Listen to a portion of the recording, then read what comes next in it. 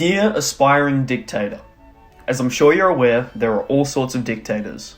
You have your monarchs, your coup leaders, your pretend democratically elected dictators, and even your I really wish they were our dictators. However, there are dictators more powerful than the rest. See, those dictators are mortals, fallible. But these dictators are supermen, stronger, wiser, geniuses, more notorious and more mysterious than any other dictators. And today, dear aspiring dictator, I'm going to show you how you can be above your Castros, your Gaddafis, your Saddam Husseins. I'm going to show you how to create your very own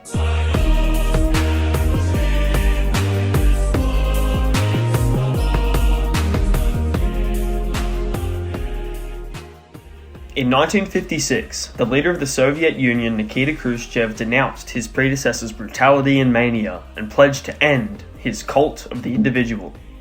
This idea is more commonly understood today as the cult of personality, which is defined as godlike glorification of a modern political leader with mass media techniques and excessive popular worship for this leader.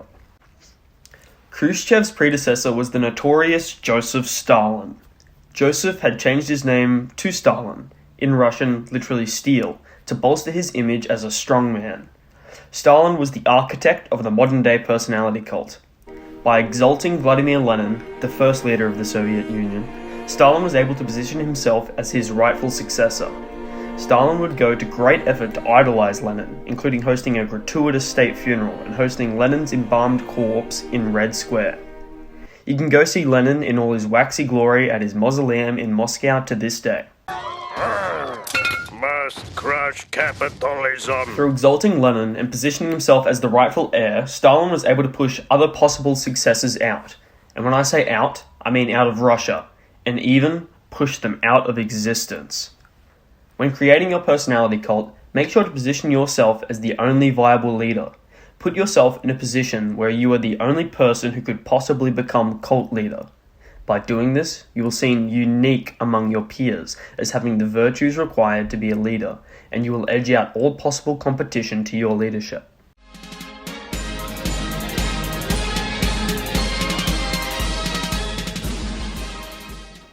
In 1922, in the ancient city of Rome, Italian fascist Benito Mussolini would take to the streets and, with the permission of the king, wrestle the power away from the prime minister and into his hands. Mussolini would swiftly tighten his grip on power and create his personality cult. Inspired by Mussolini's fascism and the Bavarian anti-Semites of his day, war veteran, incestophile, and failed artist Adolf Hitler would establish his own party and ideology called National Socialismus, or National Socialism, commonly shortened to Nazism. These bad boys of Europe would cause quite a ruckus in the 1930s and 40s, instigating the Second World War. But before all that, they had to create their personality cults, which were similar in many ways. It will do you good in creating your personality cult to take inspiration from them. Both fascists had formal titles which they must be addressed by. Mussolini was Il Duce, and Hitler was Der Führer.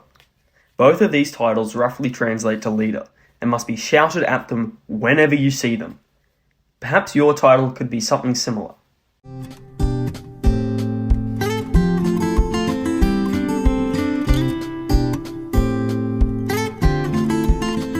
Also, don't forget about appearance. Adolf and Benny Boy loved their unique look. Hi Mamma Mia, beauty is pain. I'm a Mussolini, I have a big bold head. Mamma mia. Both Hitler and Mussolini created rituals for their cult members to follow. Massive societal meetups where the leaders would drum up emotion, so that when the people think of their leader, they too are filled with emotion. Hitler and Mussolini's personality cult was not a ruse, it was real. When the people threw books in the fire, or gazed upon in awe at massive banners, they were filled with pride and love for their leader. On top of that, Hitler and Mussolini would say that the people must act with the leader to bring their nation back to its once-held glory, and that the respective dictator was the savior of their country. Look at this image of Hitler. who quite literally looks like the Messiah of the Germans.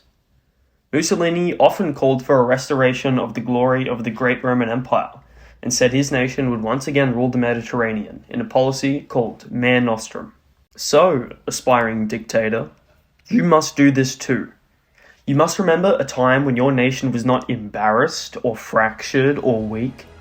Even if that time didn't exist, make one up.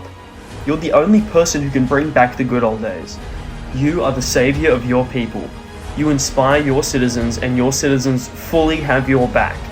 Let them vent their anger. Tell them what they feel is true, because if you can invoke heavy emotion in them, you can use that emotion to make you the supreme leader. Speaking about supreme leaders, perhaps you want your people to believe you don't come from the material world, that perhaps you aren't just a superhuman or a man of steel. Perhaps you want them to think that you are God among men, that you have supernatural powers, and that this power flows through your very blood to be passed down for generations. Look no further than the North Korean Kim dynasty for your inspiration. The granddaddy of the Kim dynasty, Kim Il-sung, was referred to his people as Heavenly One, denoting his divine origin. The state religion of North Korea is Juche, an all-encompassing ideology and religion which heralds the Kim bloodline as immortal.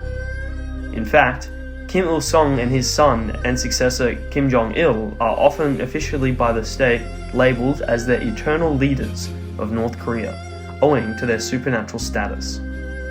When creating your personality cult, maybe let it be known that you're literally God. Invent myths about how you could walk at 3 weeks old, talk at 8 weeks old, and never have the need to urinate or defecate. Because having your people knowing about your toilet habits is apparently essential to the survival of your regime. After deciding upon what you want your cult of personality to look like, it's now up to you to scare your people into loving you. Such a loving and healthy relationship. You must demand from them endless and excessive flattery. You should be the big daddy, a patriarchal figure for your people. And remember, your personality cult should give you personalist rule of your country. No room for losers. You are the only savior. I am the chosen one. And, dear aspiring dictator, that's it. You should now have the basics to create your personality cult. Remember, don't get too genocidal, and to not start believing your own propaganda. Remember the golden rule. You must inform your people about your defecation habits. Very important.